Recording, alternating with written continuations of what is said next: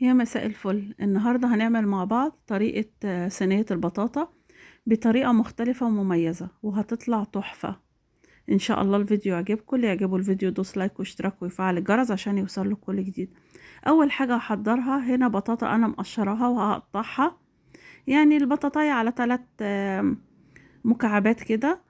هحطها في الحلة، هحط معاها معلقتين سكر بني، لو ما عندكيش سكر بني ممكن تحطي معلقتين سكر ابيض ومعلقة عسل اسمر، وهحط معاها نص كوباية مية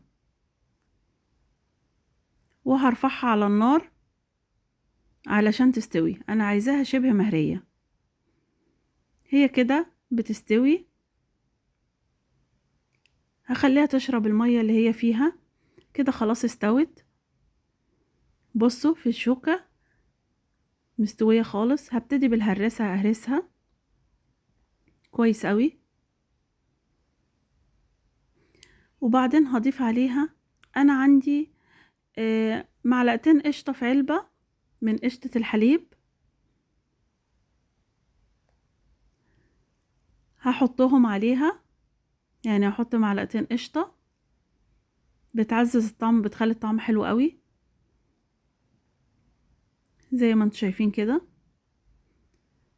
وهقلبها كويس فيها،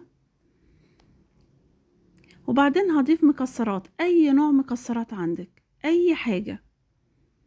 ولو مفيش خالص ضيفي زبيب وجوز الهند، يعني ايه الموجود. مفيش خلاص اعمليها كده سادة، يعني مفيش مشكلة في اي حاجة. المتاح عندك هو اللي اتحط. انا عندي مكسرات فحطيتها، دي مكسرات مجروشة. وهضيف كمان زبيب وجوز الهند، هقلبها كويس. وانا هنا دهنة الصينية معلقة سمنة بلدي خفيفة، هحط الخليط ده عليها وهبتدي اسويه عشان يبقى مرتب زي ما انتم شايفين كده. بعد ما اسويها هبتدي اعمل الطبقة بقى التانية. بتكون عبارة عن لتر حليب او 3 كوبايات حسب حجم الصينية. انا هنا الصينية عشان متوسطة حطيت 3 كوبايات حليب، وعليهم كيسين كريم كراميل. انتي لو عاملة كمية بطاطا كبيرة يعني صينية كبيرة يبقى لتر حليب.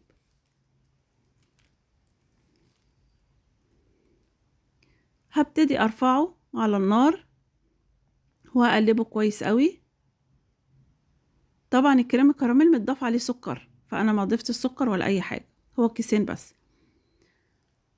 هبتدي اقلبه بالمضرب كويس عشان ما يلزقش.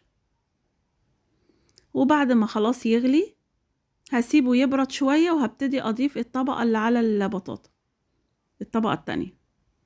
هنا انا سبته برد شوية، هحط الطبقة اللي على الوش.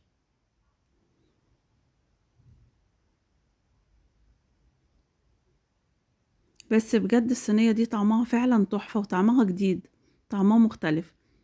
انا هعمل لكم اشكال كتير بصينية البطاطا، يعني انواع تانية غير اللي بالكريم كراميل.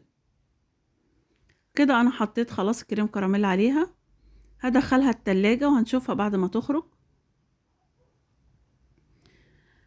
هنا خلاص جمدت.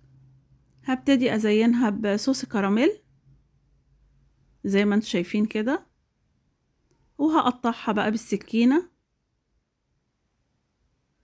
وهنشوفها في الطبق بعد ما تتقطع. بصراحة تحفة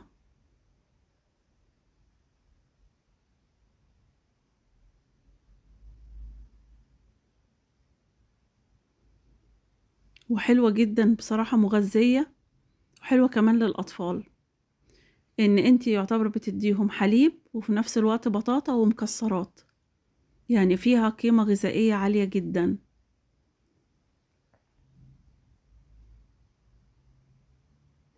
طبعا حلوة جدا للي عايز يتخن. للنحافة، دي فظيعة.